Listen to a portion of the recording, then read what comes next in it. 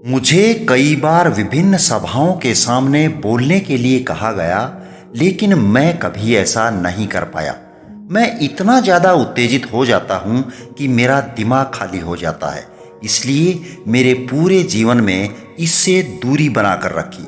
लेकिन अब मैं कॉलेज ट्रस्टीज़ के एक बोर्ड का अध्यक्ष हूँ।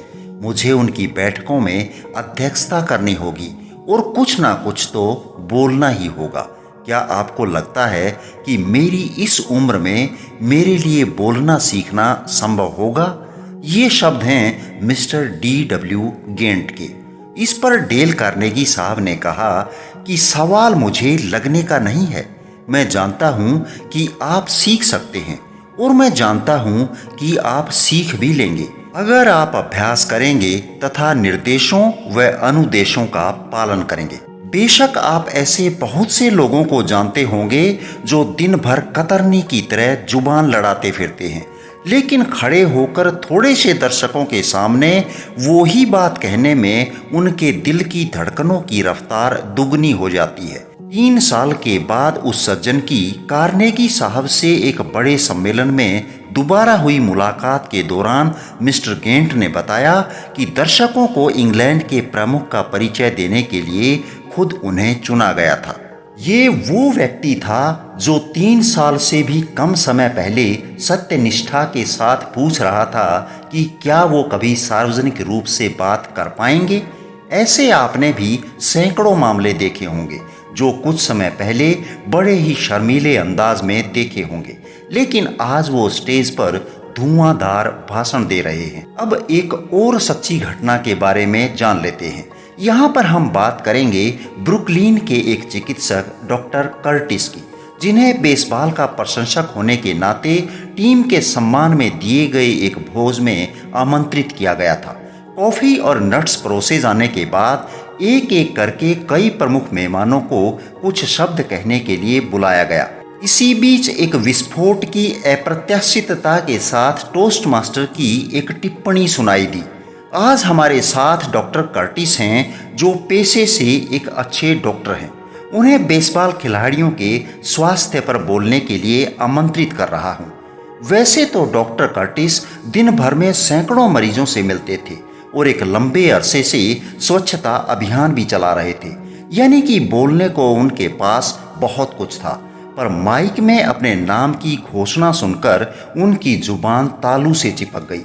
दिल की धड़कनों की रफ्तार दुगनी हो गई और वे कैसे बोलेंगे ये सोचकर ही उनकी धड़कनें रुकने लगी, क्योंकि अपने जीवन में कभी भी उन्होंने सार्वजनिक भाषण नहीं दिया था। वो स्टेज तक गए, लोग डॉक्टर कर्टिस भाषण भाषण चिल्लाते रहे, मगर उनकी जुबान को जैसे ताला ही पड़ गया था। उन्होंने 1 या 2 बार सिर जरूर हिलाया, मगर बिना एक शब्द भी कहे वापस अपनी जगह पर आकर बैठ गए। इस घटना के बाद उन्होंने एक सार्वजनिक भाषण पाठ्यक्रम में दाखिला लिया और 2 महीने में अपने आप को एक स्टार प्रवक्ता बना लिया। कहने का तात्पर्य ये है कि आत्मविश्वास एवं साहस प्राप्त करना तथा एक समूह से बात करते वक्त शांति और स्पष्ट रूप से सोच पाना इंसान की कल्पना के 10वें हिस्से के बराबर भी नहीं है। ये केवल गिने चुने संपन्न व्यक्तियों को ईश्वर द्वारा दिया गया उपहार नहीं है। ये गोल्फ खेलने की योग्यता की तरह है।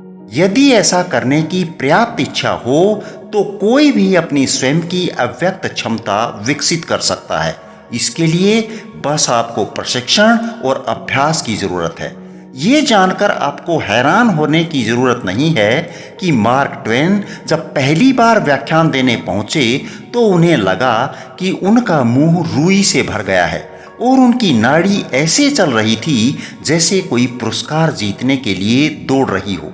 मिस्टर कार्नेगी साहब बोलते हैं कि वक्ता को एक अच्छी नस्ल के घोड़े की तरह होना चाहिए, जो लगाम लगने पर तनाव की स्थिति में आ जाता है। यदि आपको भी माइक्रोफोन का डर सताता है और आप एक अच्छा वक्ता बनना चाहते हैं तो इसके लिए 4 चीज़ों की आवश्यकता है। पहली, यदि आपकी इच्छा फीकी और पिलपिली है तो आपकी उपलब्धियां भी वैसी ही होंगी। इसलिए सबसे पहली आवश्यकता एक मजबूत और निरंतर इच्छा के साथ शुरुआत करना है। और ये भी नोट कर लें कि ये चीज आप जितना समझते हैं उससे कहीं ज्यादा मायने रखती है।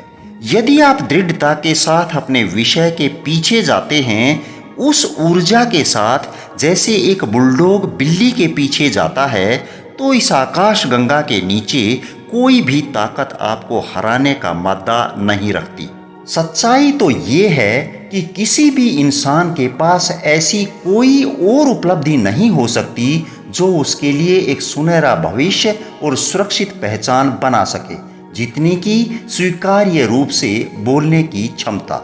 और आप माने या ना माने, एक महान वक्ता होना हर कोई पसंद करता है। शुरू में लोगों के दिल कमजोर हो जाते हैं और वे रास्ते में ही बैठ जाते हैं। इसलिए जब तक आपकी इच्छा बेहद तीव्र ना हो जाए, तब तक आपको ये सोचते रहना चाहिए कि इस योग्यता के आपके लिए मायने क्या है। यदि संक्षेप में कहें तो आगे बढ़ने को जितना संभव हो सके आसान बनाएं और पीछे लौटने को जितना संभव हो सके कठिन बनाएं। दूसरी, जब तक एक वक्ता ठीक से ये विचार ना कर ले कि वो दर्शकों के सामने क्या कहने जा रहा है, तब तक वो दृष्टिहीन लोगों का नेतृत्व कर रहे दृष्टिहीन व्यक्ति की तरह ही होता है। इसलिए एक अच्छा वक्ता बनने के लिए दूसरी आवश्यकता ये है कि बोलने से पहले अच्छी तरह से ये जान लें कि आप किस बारे में बात करने जा रहे हैं। हाँ, कभी कभी घबराहट या कुछ भूल जाने की स्थिति में ब्लैक बोर्ड पर कुछ लिखना, नक्शे पर कुछ दिखाना, टेबल पर रखे कागजों को इधर उधर करना, कोई जोक सुनाना आदि क्रियाएं आपको सहज महसूस कराने में मदद कर सकती हैं। लेकिन ये हमेशा के लिए अच्छा नहीं है। ये केवल एक सुझाव है। इसका उपयोग आप शुरुआत के कुछ मौकों पर ही कर सकते हैं, क्योंकि एक बच्चा चलना सीखने के बाद पालने में नहीं टिकता है। तीसरी, अमेरिका के प्रसिद्ध मनोवैज्ञानिक प्रोफेसर विलियम जेम्स ने कहा था, कार्रवाई भावना का पालन करती हुई प्रतीत होती है, लेकिन वास्तव में कार्रवाई और भावना ये दोनों एक साथ चलती हैं। और कार्रवाई को विनियमित यानी रेगुलेट करके, जो कि इच्छा शक्ति के अधिक प्रत्यक्ष नियंत्रण में है, हम अप्रत्यक्ष रूप से उस भावना को नियंत्रित कर सकते हैं जो नहीं है। इस कोट को मैं इंग्लिश में दोहरा देता हूं, जिससे कि आप और ठीक से समझ जाएं। Actions appears to follow emotion, but in reality action and emotion go together, and by regulating action which is under the more direct control of the will, we can directly control emotion which is not. इसलिए हमारी तीसरी आवश्यकता है आत्मविश्वास के साथ काम करें। कहने का तात्पर्य ये है कि साहसी महसूस करने के लिए ऐसे काम करें जैसे कि हम साहसी हैं। अपनी संपूर्ण इच्छा को उद्देश्य पाने में लगा दें। दर्शकों के सामने जाने से पहले 30 सेकंड गहरी सांस लें। ऑक्सीजन की बढ़ी हुई आपूर्ति आपको संभाल लेगी और हिम्मत देगी। महान गायक जीन डी रेज़्के कहते थे कि जब आपकी सांसें इतनी मजबूत हों कि आप उन पर बैठ सकें, तो घबराहट छूमंतर हो जाती है। टेडी रूजवेल्ट कहते हैं कि आदमी को अपने आप पर ऐसी पकड़ बनाए रखनी है कि वह इस तरह का कार्य कर सके जैसे कि वो भयभीत नहीं है। लंबे समय तक इस अभिनय को करते रहने से ये दिखावा वास्तविकता में बदल जाता है और वो इंसान निडरता का अभ्यास करते करते सच में निडर बन जाता है। और अब अंतिम और चौथा बिंदु, जो सबसे ज्यादा महत्वपूर्ण है। बोलने में आत्मविश्वास विकसित करने के लिए पहला और अंतिम फार्मूला यदि कोई है तो वो है बोलना। शायद नहीं समझे होंगे। देखा जाए तो पूरा मामला एक ही आवश्यक चीज पर आकर सिमट जाता है, प्रैक्टिस, प्रैक्टिस एंड प्रैक्टिस। अभ्यास, अभ्यास और अभ्यास, ये इसकी अनिवार्य शर्त है और इसके बिना कुछ भी नहीं हो सकता है। रूजवेल्ट के मुताबिक इसे आप बक फीवर की संज्ञा दे सकते हैं। ये तीव्र तंत्रिका उत्तेजना यानी कि इंटेंस नर्वस एक्साइटमेंट की एक स्थिति कह सकते हैं जो डरपोकपन से थोड़ा अलग होती है। ये बग फीवर किसी भी नए वक्ता को दर्शकों के सामने पहली बार बोलते हुए प्रभावित कर सकता है। इस वक्त इंसान को साहस की नहीं बल्कि तंत्रिका नियंत्रण और ठंडे दिमाग की जरूरत होती है, और ये उसे केवल अभ्यास से ही मिल सकता है। सद्गुरु जग्गी वासुदेव कहते हैं, जब भी आप कोई अभ्यास इच्छा पूर्वक करते हैं तो वो काम आपके लिए बेहद सुखद बन जाता है। जब कभी लगे कि हार मान लो तो एक उम्मीद रहती है कि थोड़ा और अभ्यास कर लो। महज इसी से बाजी पलट जाती है। अंग्रेजी लेखक चार्ल्स डिकेंस कहते हैं कि आप कई बार झुकते हैं, कई बार टूटते हैं, फिर अभ्यास जारी रखने के बाद एक बेहतर आकार ले लेते हैं। इस भरोसे कतई मत रहिए कि उम्र अपने साथ महारत भी लेकर आएगी। महान भौतिकीविद चंद्रशेखर वेंकट रमन ने कहा था कि मैं अपनी असफलताओं का मालिक हूँ। अगर मैं कभी असफल ना हुआ होता तो इतना कुछ कैसे सीख पाता।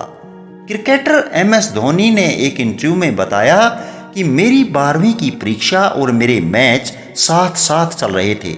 मुझे पेपर देने थे, फिर ट्रेन पकड़कर मैच खेलने जाना था और मैच खेलकर लौटना भी होता था। लेकिन दुविधा ये थी कि पिताजी को कैसे बताऊं। खैर हिम्मत करके मैंने पिताजी को बताया तो उन्होंने समझाया, बेटा अगर तुमने साल भर मेहनत की होगी तो एक दिन से फर्क नहीं पड़ेगा, और अगर साल भर मेहनत नहीं की होगी तो भी एक दिन में कोई फर्क नहीं पड़ने वाला। यानी मंजिल पाने के लिए अभ्यास में निरंतरता होनी चाहिए। इसलिए अपनी स्क्रिप्ट को बार बार पढ़ो और कांच के सामने जाकर बार बार इसे बोलने की प्रैक्टिस करो। हाँ, मैं इतना जरूर कह सकता हूँ कि कुछ असफलताओं के बाद आपकी सफलता निश्चित है। इसी उम्मीद के साथ चलिए फिर मिलते हैं किसी दूसरे टॉपिक पर। धन्यवाद। जय हिंद, जय भारत।